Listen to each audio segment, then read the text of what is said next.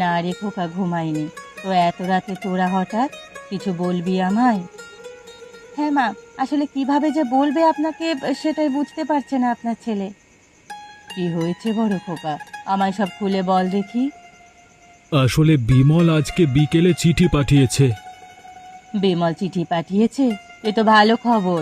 সেটা বলতে এত ঘাবড়ে আছিস কেন তোরা? মা, আসলে ব্যাপারটা চিঠির নয়, মানে আপনাকে না এখনো আসল কথাটা বলাই হয়নি। কি কথা শুনি? বিমল আসলে শহরের এক মেয়েকে বিয়ে করেছে, 2 মাস হলো। দুদিনের মধ্যেই বাড়ি আসতে চাইছে বউকে নিয়ে।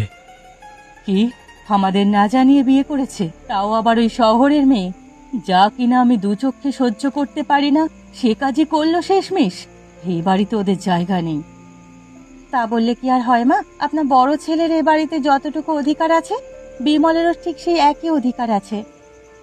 আমি কিছু জানতে চাই না বৌমা। আমাকে একটিবার যে জানানোর প্রয়োজন মনে করলো না, এ বাড়িতে তার জায়গা হবে না। শান্ত হও তুমি মা। এই বয়সে এত রাগ করা তোমার স্বাস্থ্যের জন্য ঝুঁকিপূর্ণ।